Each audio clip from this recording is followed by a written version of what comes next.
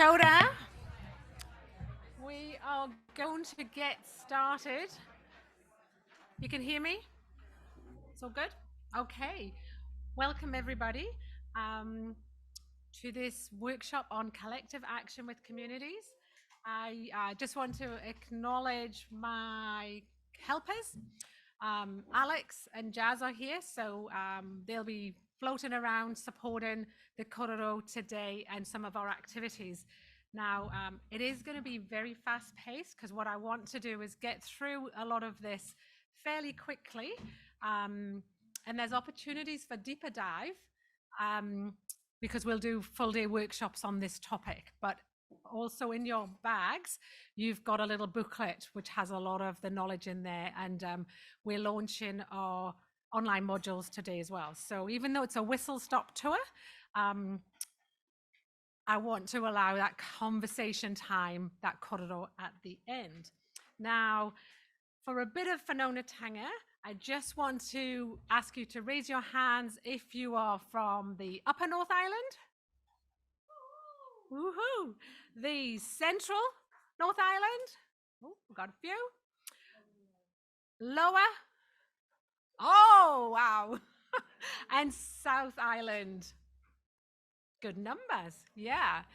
Now, the other one that I think we'd be all interested in is hands up if you're from the primary care sector. Awesome. The NGO sector.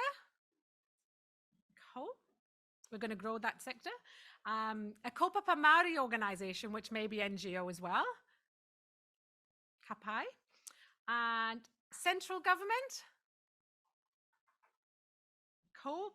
Local government. Yay! I'll get to. And any others that I haven't mentioned? Yeah, that's central government. Cool. Welcome. Awesome. So let me click. So the purpose of this session is to launch and share the collective action with community approach to support localities as part of the 2022 health reforms. We want to discuss the experiences of partnering with whānau and communities, and we want to explore the mindset shifts needed to create the collective action. Now, that's the biggest part and the biggest challenge that I think is happening right now across our communities, across central government, all of the areas I think are doing this right now. So one of the things in putting this together was to say, well, what does success look like? And for me, I'd like to offer, in terms of taking away today, increased knowledge, connection with others, which is always amazing at these hui, and to leave with a call to action. And I guess as a national collaborative, we are passionate about achieving equity for whānau and communities. I think you've seen that come through today in all of the kororo. And we support, or we focus on adapting and learning based on whakawhanaungatanga, so creating this space to connect. And obviously, the Paiora legislation, the vision is really there from, also a personal point of view, to deal with the inequities in our communities. And whilst it's not a new thing that's happening, I think it gives us hope that we can actually make this change that's very much needed. So for me to stop talking, which is awesome, I want to go straight into an activity. So on the screen there, think about your communities, the work that you do, share a purako story of how you or your organization has captured what matters to whānau, and how did you partner with the members of your community. So take probably 5 minutes in the interest of time. And then I'll invite a couple of you to give those examples. So really it's just sharing with your neighbor rather than a whole table, or, feel free however you want to do it. But you have a kororo of sharing, and then we'll come back in 5 minutes and have, I'll pick on someone. It's awesome to have this engagement, and we need really a full day for this. And it's just, to see the level of interaction is awesome. But in the interests of time, I'm going to pick on Maria's table. you know me well. Just a little bit of sharing will be awesome.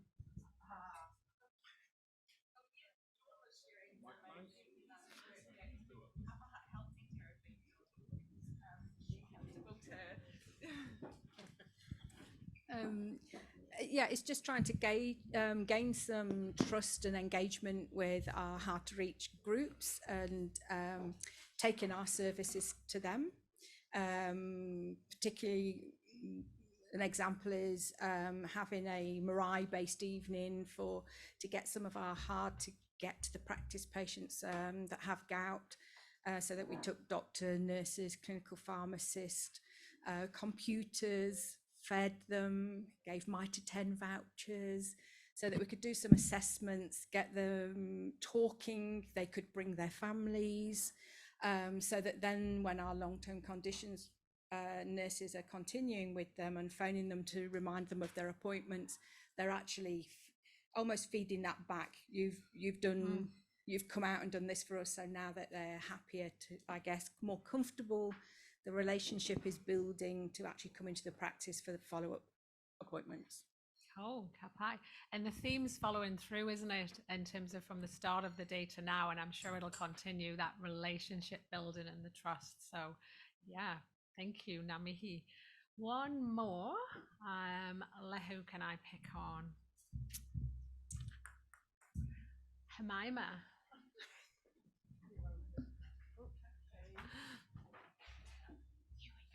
We didn't tell all of the stories. No.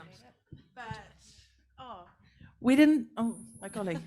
All right, we didn't tell all of the stories, but I think we've probably got some similar experiences, and we just captured 4 things. Firstly, that consumers, service users were involved in meetings.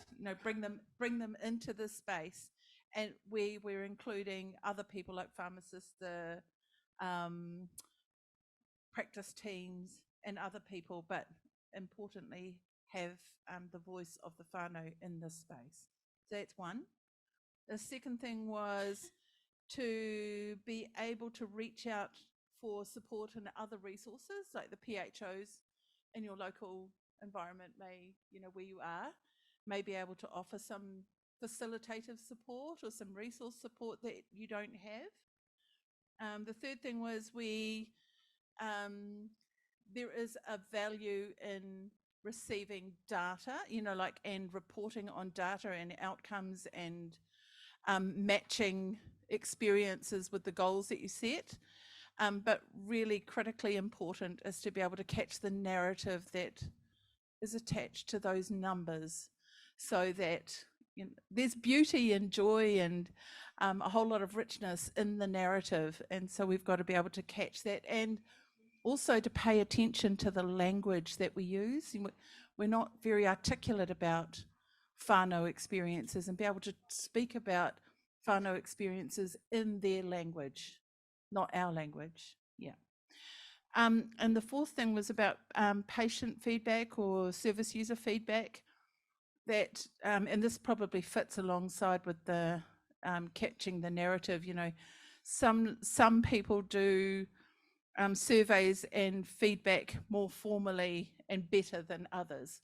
So both informal and formal feedback is important, but see if you can make that, socialize that as a normal aspect of your practice, that it's just normal to capture feedback and incorporate that into your conversations about how well you're doing, as if it was the service, the supreme service quality that you're looking for.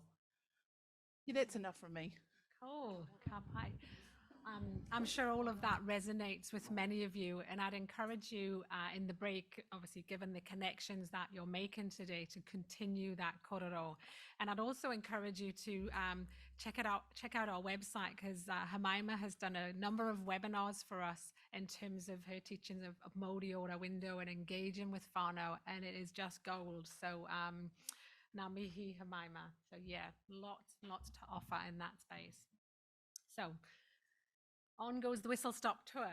I just needed to put this slide in, obviously, because the context of collective action is to support the rollout of localities, or at least that's what we're advocating for.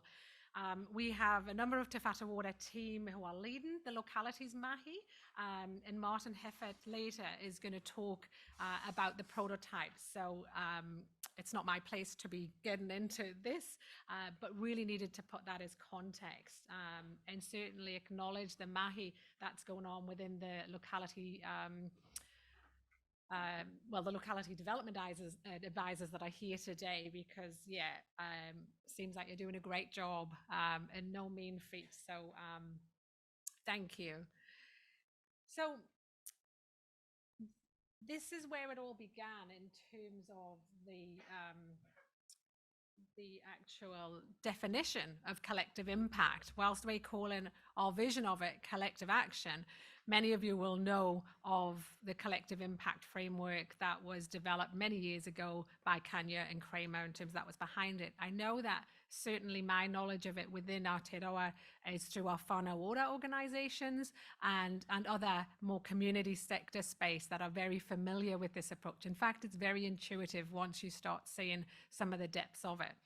They recently redefined it, and I'm much more comfortable with this new definition that centres equity. So really just wanted to put that out there as a bit of context as well.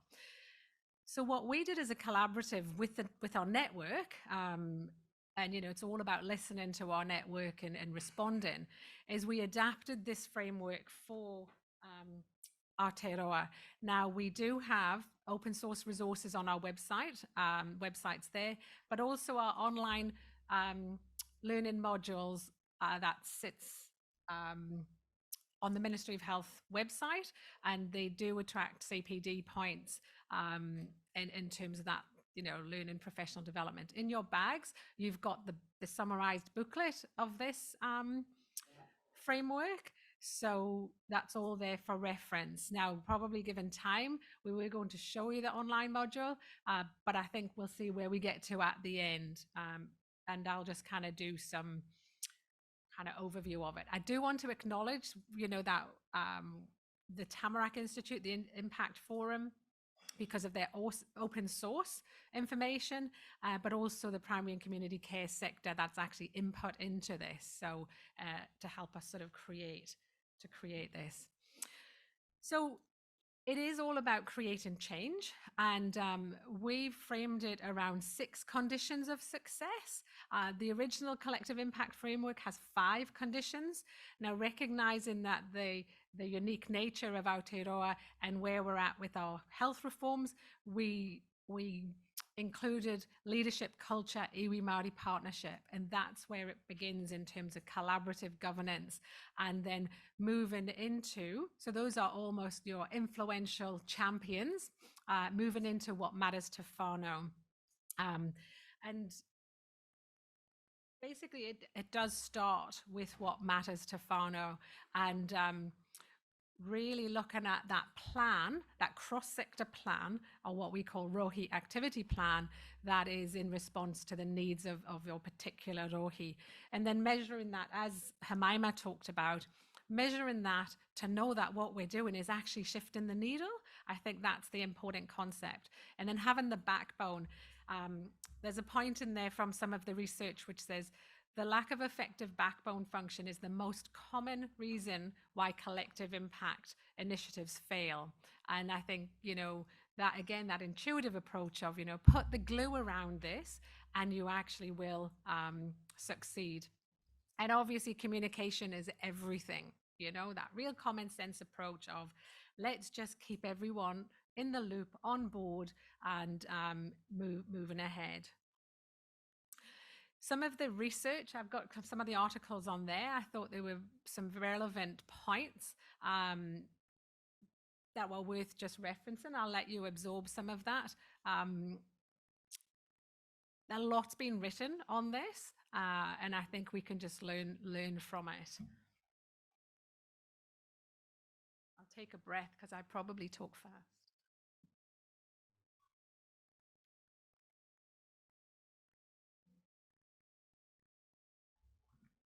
So then this is where I think the rubber hits the road, and it's kind of like, this is a journey map that we've created, which says, we start with a mindset shift. And I hold that thought because that's where we're going to put some time aside for, and work through that, journey of readiness, and through to that getting started. What are the aspirations of whānau, and doing the mahi? How do we implement that in terms of a rohi activity plan and measuring that impact? And so you can see it is quite a common sense approach. And out to the side, we've got the enablers of keeping things moving and that continuous engagement. So really just trying to provide some context of how it flows.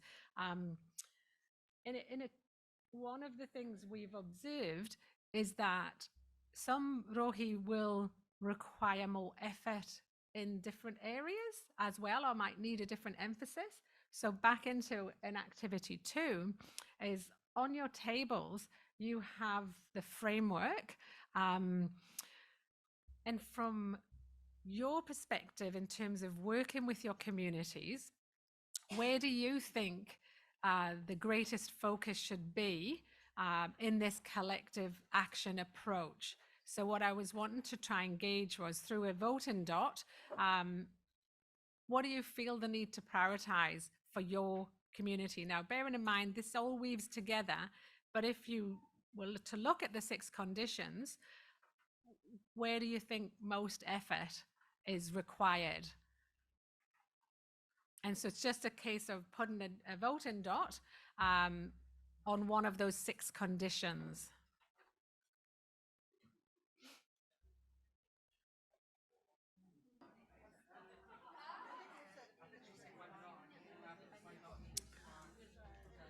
Okay, I'm going to pick on someone again, another table, not Maria's table.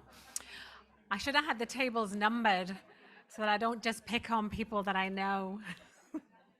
But I will ask you all to hold up the poster with the dots on, so that, just sort of wave it around to see where the dots are.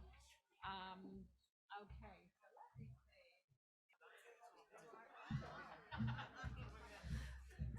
There's a real variety in terms of where the priorities were set. And I guess that goes to explain that each rohi is different, and it's not a one size fits all. So, tailoring the services to the grassroots and the needs is exactly the message that is, of the Paiora vision. So that is, yeah, it's good to see the variety. So hopefully that was an interesting exercise. As I say, we could spend a whole lot more time debriefing on that and sharing.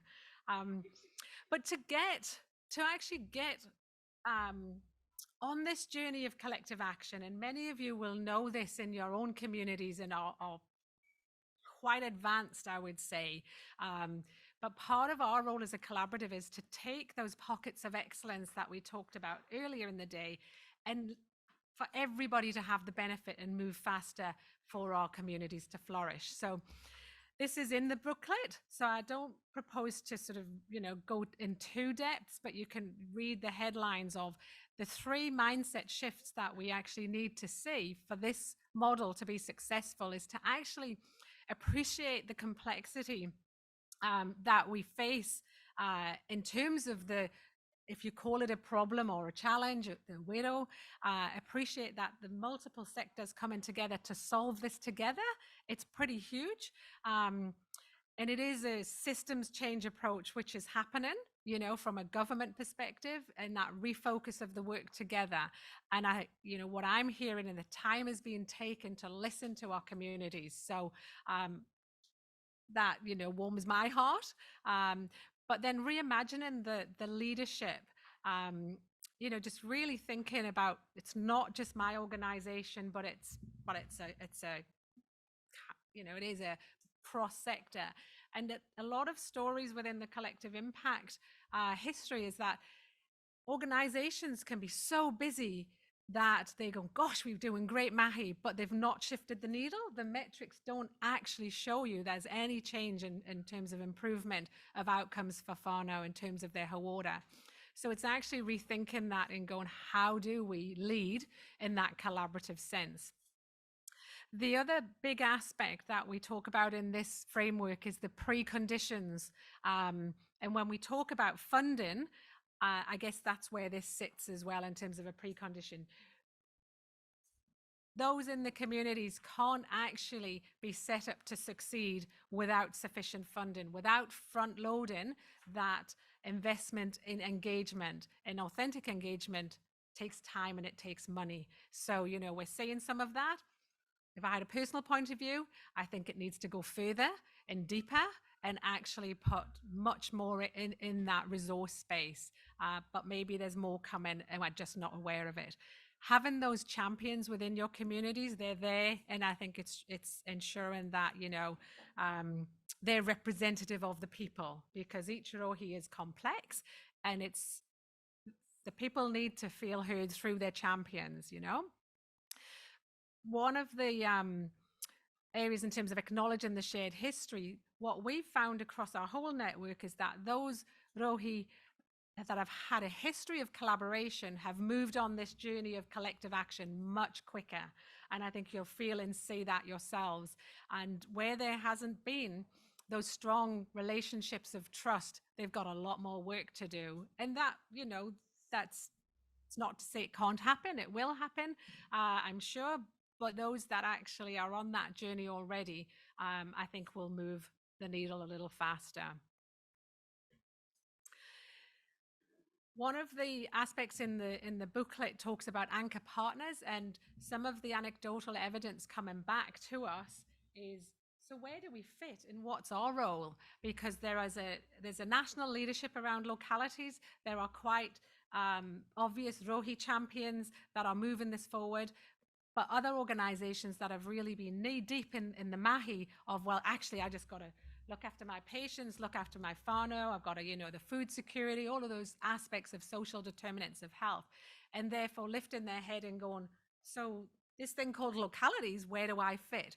So we talk about anchor partners within a locality, and whilst you may not lead it out per se, we want those organizations to actually have that voice at the table. So in the module, there's a couple of videos, one from our governance member, GP, Dr. Andrew Miller, talks about a general practice as an anchor organization within a locality. And the other is Emerge Aotearoa, Barbara Disley, who from an NGO perspective talks again about fitting within a broader framework for whānau. So in terms of the approach to this online module and the booklet is very reflective. So, you know, one of the things we ask is, you know, take a moment to think about your own organization as an anchor partner and think about how you can actually participate in this locality initiative. And I'm sure many, if not all of you, are thinking about that. How do you see your own role? What input could your organization have into the leadership? And how can your organization contribute to the whānau voice? And I think we heard a lot about that this morning as well. So I'm going to keep going. So this obviously is what's on your table. We are seeking to create a language and a framework that across Aotearoa, it helps us achieve the Paiora vision faster.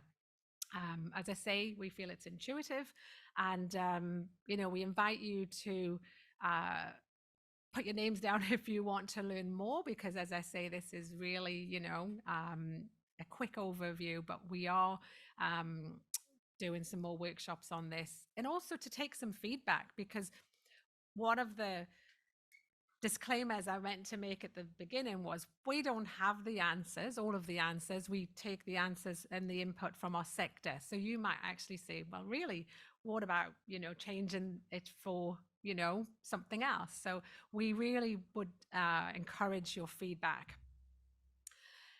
And finally, activity 3, and then we'll move into questions. And then it'll be over to Alex to talk about the effective engagement. Everything that we do in terms of a collaborative and working with our sector is we try to look at, well, what is the call to action here?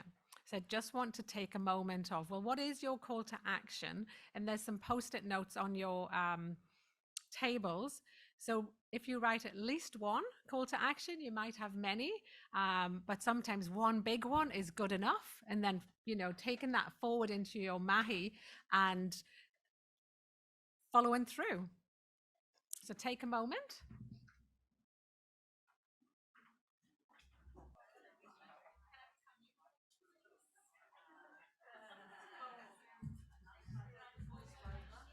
Okay, kia ora. Again, the ongoing engagement in the break, I think, is going to be really important. And in the interest of time, so I don't eat into Alex's session, I'm going to pick on Hayley Buchan to share her call to action. Oh, do you want a microphone?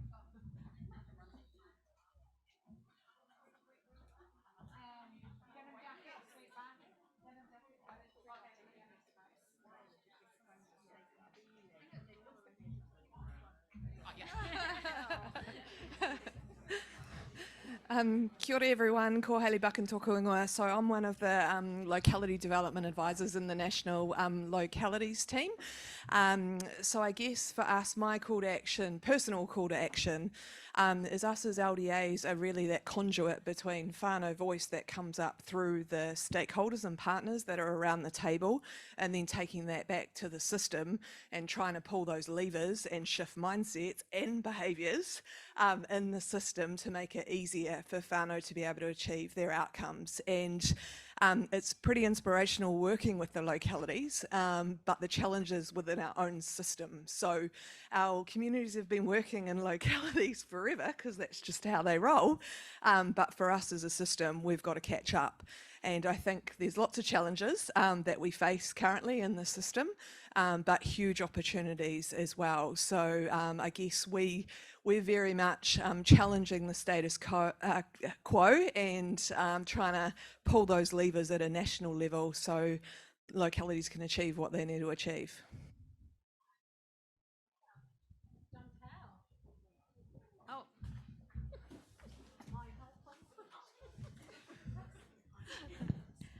Kia ora te whānau, ko Jantel Kiwi tōku ingoa. So Snap Hayley, that's looking around our group, it all boils down to relationships and establishing those at different levels within the community. So we've got, for example, between the PHO and the iwi mana whenua, so creating those partnerships. And my personal one is to establish whānau and consumer voice groups, which I think, yeah, so anyway, it won't be just me, so watch out. Kia ora. Yeah, kia ora. Now we will, if everyone's happy, leave them on your table and we'll collect those in and we'll do a little bit of a, download from what we gather. I am going to hand over to Alex in a second, but if there are any burning questions and maybe just a show of hands of if you're interested in a follow-up deeper dive into this, then we can certainly offer something. So if you put your hands up kind of high, if you are, cool. And then, we can certainly then respond to that. And cool. So any burning questions? Otherwise, I'm happy to hand over. Or you can come find me in the break and we can share some of those resources that are online and just take your feedback quietly. Yeah. Hopefully you've enjoyed it. As I say, whistle stop tour. And thank you very much for participating. Cool. Thank you.